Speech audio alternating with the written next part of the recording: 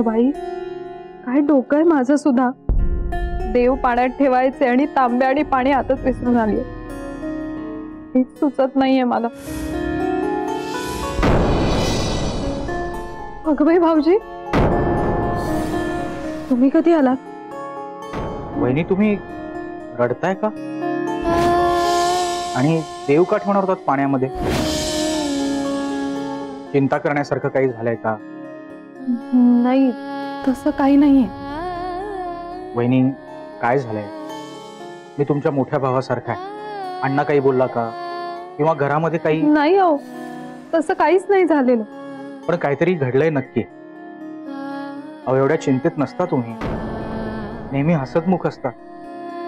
पण आज तुमचा चेहराच सांगतोय की काहीतरी घडलंय. काय झालंय वहिनी? वहिनी, मन मोकळं केलं तर तुम्हालाही बरं वाटेल. एवढं का घाबरलाय? सांगा बरं स्पष्ट. भाऊजी, अहो इतकं प्रेमाने नका बोलू माझ्याशी. मी मूर्ख आहे, अक्कल नाहीये मला, बावळट आहे मी, पाचपोतच नाहीये मला. मुलांवरच्या अतिप्रेमापोटी नको ते करून बसलीये मी. वहिनी शांत व्हा, शांत व्हा. काय झालंय नीट शांतपणे सांगा. ते सिंधू आणि देवव्रत बाहेर गेलेत ना ते? हो, सिंधूच्या घरी गेलेत ना ते? नाही, मी खोटं बोलले तुमच्याशी. ते इथल्या जवळच्या देवळातच गेलेत असंच मौज करायला, आणि मीच परवानगी दिली त्यांना जायला. वहिनी पण मला सांगायला काय हरकत होती? भाऊजी, माझं खरंच चुकलं. मी हात जोडून माफी मागते तुमची. बरं असू देत. पण चिंता करण्यासारखं काय घडलंय? आणि आता कुठे आहेत ते दोघं?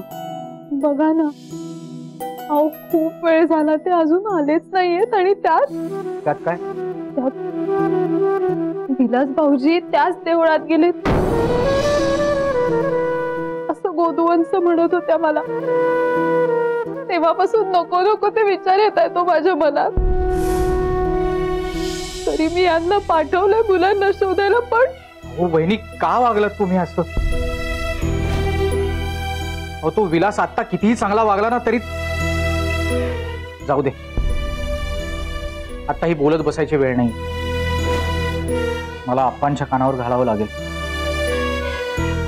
तुम्ही चिंता करू नका आणि रडू नका.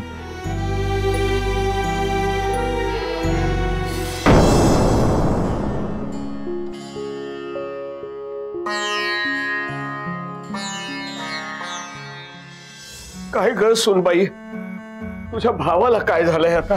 इथे येऊन गोंधळ कशाला घालत होता? गोंधळ भाऊजींनी घातलाय. त्यांनाच शोधायला अण्णा इथे आला होता. एवढा विश्वास टाकला भाऊजींवर, पण त्यांनी सगळा मातीमोल करून टाकला. आता काय केलं त्यानं?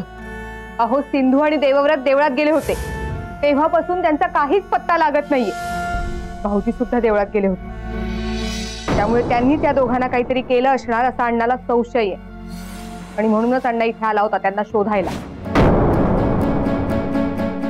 त्यात हेही दौऱ्यावर आहेत. काय करावं ना काही कळतच नाहीये.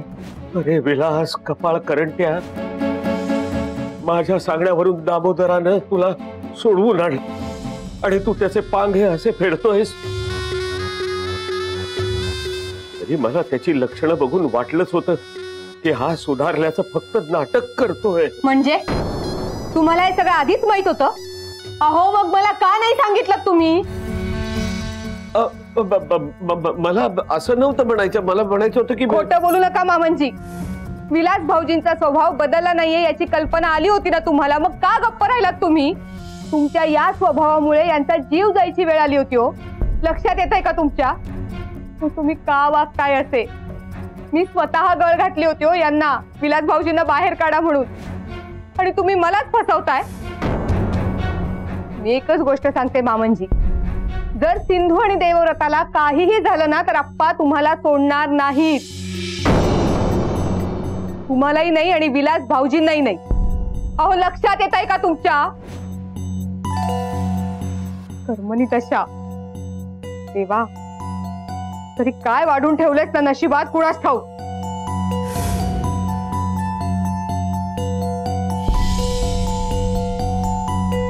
राम राम राम राम राम राम राम. सुनताई, तुमचं नेहमी कौतुक करतो मी, आणि आज आज तुम्ही मला तोंड कशी पाडलं. ओ, एवढी मोठी घोडचूक कशी काय झाली तुमच्याकडून? एकतर आम्हाला कुणालाही न विचारता तुम्ही परस्पर मुलांना जायची परवानगी दिली.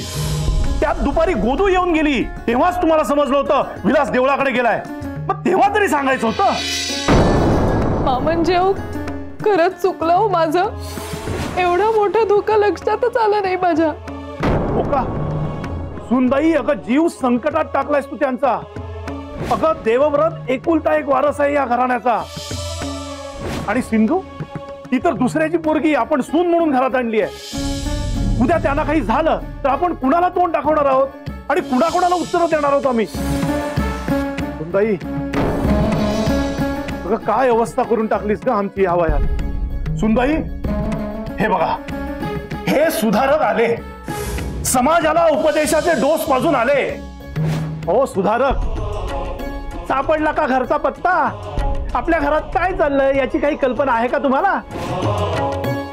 अहो, देवव्रत आणि सिंधू यांना विलासने कुठेतरी गायब केलंय. तुम्हाला काही चिंता आहे? तुम्ही फिरा गावभर. प्रत्येक वेळेला पाण उतारा करण्याची गरज असते का हो आप्पा? विलास देवळात गेलेला आहे आणि त्याच वेळेला आपली मुलं तिथे आहेत हे कळलं होतं मला.